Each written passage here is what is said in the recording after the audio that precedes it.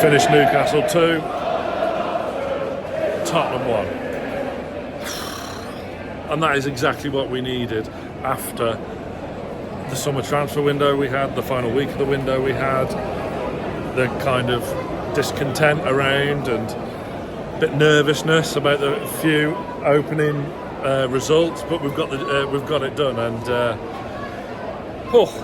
brilliant to get that result through. And here comes Jonathan Greenwood now.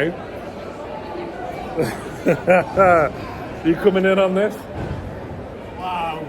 What did you think of that? We were rubbish.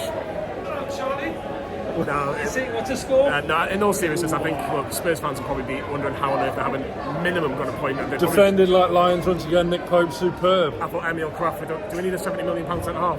Emil Crawford and Dan Burn today are absolutely immense. Nick Pope makes 2 or 3 good saves, and that is the difference, Sam, when you think about it, because realistically, Dubravka and other centre halves that we've had to use over the time. Big performance, big result. Do you know what? I thought yes, I agree with your point about Spurs, but I thought we were relatively comfortable at 1-0. I think half-time Spurs made that change, taking off Sarr, bringing on Brennan Johnson, and I thought that they absolutely killed us down that right-hand side. Lloyd Kelly was superb first half, but when that change was made, he couldn't get to grips with it, and we needed reinforcements. It was a bit of a 4-2-4 because, like you say, because of Sarr coming off, Ange went for it. He did. I think he saw there was something that they could exploit, and I think, if I'm being really brutally honest, I think Nick Pope should do better with the first shot. I think he has to palm it away from the attacker, but being said, he's made 3 or 4 unbelievable saves tonight. So, look, really happy. But it's exactly what we needed, isn't it, after that week?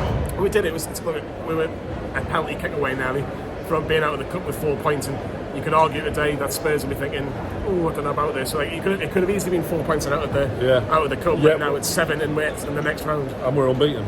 We're still unbeaten. It's not been pretty, but it's been effective today. We hadn't fed. Johnny's not looking down at anything sinister. My son Charlie is down here.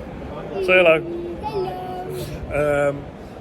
Isak has had scraps to feed off, not just today, but for every game so far this season. Been generous. Though. It is. He's had 2 chances today, and he scored 1.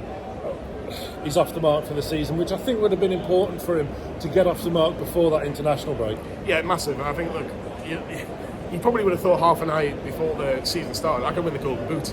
Yeah. Now he's 6 behind Haaland already after 3 games, so it's probably not in his plans. But look, I'm going to give Jake and Murphy a little bit of credit, because I thought the first at every point, apart from that little run to get obviously the goal, essentially. I know Joe makes a fantastic pass, but he was absolutely rubbish.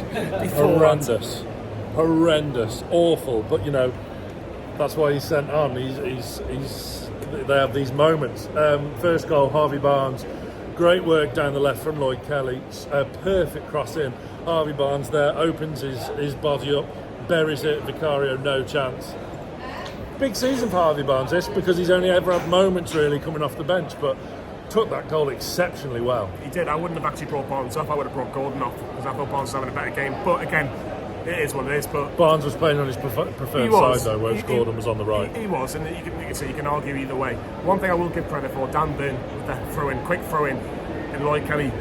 You've got to make the right pass. You've got to look up. Maybe we've lacked that in that left back position over the time, because obviously Dan Burn's not a left back. It was good to see that something different going forward. It's actually a really underrated finish from Harvey Barnes. Side foot opens his body. It's always going away from Vicario. It's a fantastic finish. And look, I think on the balance of the first half, you'd say 1-0. Spurs would probably argue that they probably had a lot more of the ball, but they've not really tested Nick Pope. We took the chance for the second half. We've just managed to dog it out, and again, that almost like a bulldog mentality, just getting over the line, and that's what we did in the end. Yeah, we dogged it out. We got over the line in the end. Nick Pope's shithousery is fast becoming one of my favourite things, because he's so understated, what makes him get away with it, because he's not a dick about things like Pickford. But he's doing the same as Pickford without pulling a stupid face and without these big expressions. So understated. He was told to go down. 100% he was. And then, taking his time on goal kicks, just breaking up the play. Brilliant shithousery to go down, because Spurs were so on top. A word on Spurs and Spurs fans: they've got the money's worth and stayed for the 90 minutes today, which is something they haven't done for a couple of years now. They weren't bad.